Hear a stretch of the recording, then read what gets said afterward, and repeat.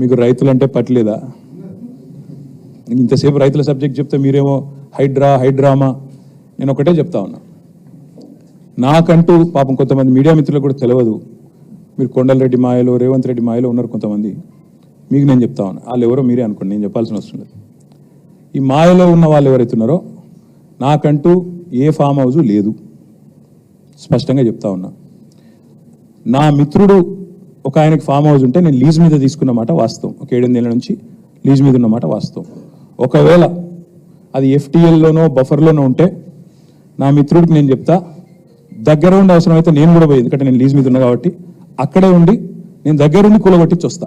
ఒకవేళ అందులో ఏమైనా తప్పు ఉంటే, FTLలో బఫర్లో ఉంటే నేనే దగ్గరుండి కూలగొట్టించి వస్తా. కానీ నేను కాంగ్రెస్ ప్రభుత్వాన్ని ఒక మాట్లాడుతా ఉన్నా, సరే లేదు తప్పుంటే కూలగొట్టరు, నో ప్రాబ్లం, కూలగొట్టండి, దానిలో నష్టమేం లేదు, వెల్కమ్. మంచి జరుగుతున్నప్పుడు అందరం ఆహ్వానించాల్సింది. కానీ నేరుగా అక్కడి నుంచి బయలుదేరి నాతో పాటు రండి మంత్రులు, పెద్ద పెద్ద కాంగ్రెస్ లీడర్లు, FTLలలో బఫర్లలో కట్టిన రాజభవనాలు నేను కూడా తీసుకొని మీ అందరం కలిసిపోదాం. నాతో పాటు మీరు కూడా రండి మీడియా, నేను దగ్గరుండి తీసుకొని పోతా. నిన్న మొన్నటి నుంచి నేను కూడా చూస్తా ఉన్నా సోషల్ మీడియాలో ఎట్లా బ్రహ్మాండంగా జూమ్లు పెట్టి మరీ తీసినారు. గూగుల్ ఎర్త్, అది గూగుల్ మ్యాప్స్ ఏందో కానీ చాలా చక్కగా పెద్ద పెద్ద కాంగ్రెస్ నాయకులు పేర్లు చెప్పమంటారా?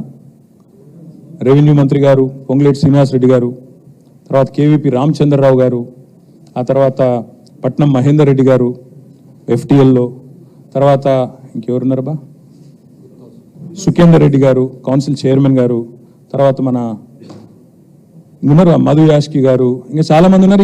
ఇంకొకటి కూడా ఉంది, రేవంత్ రెడ్డి గారిది కూడా 7 ఉందో నేను చూపెడతాను మీకు. మీరు వస్తా అంటే రేవంత్ రెడ్డి వ్యవహారం కూడా చూపెడతా.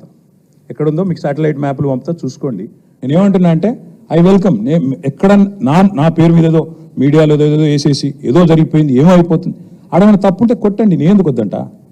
వెల్కమ్. నా పేరు మీద ఏ ప్రాపర్టీ లేదు, లీజ్ మీద నేను ఉన్నాను.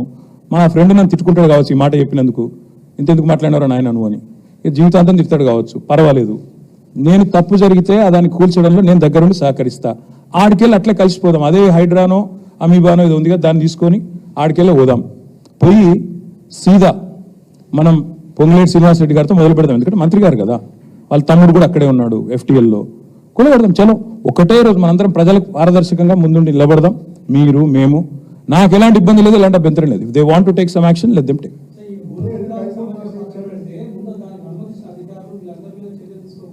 ప్రభుత్వంలో నేను లేను రాజు. సో మీరు పని చేయండి, అడగాల్సిన ప్రశ్న మీరు వేరే దిక్కు పెట్టాల్సింది నా మీద పెడుతున్నారు, మీరు అటు పెట్టండి.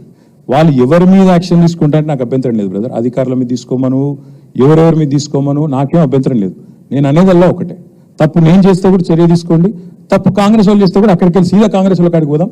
ఆడ మొత్తం ఆ చెరువు చుట్టూ FTL బఫర్లు ఏమేమవుతున్నాయో మొత్తం కూడా కొడదాం. వెల్కమ్. ఓకే.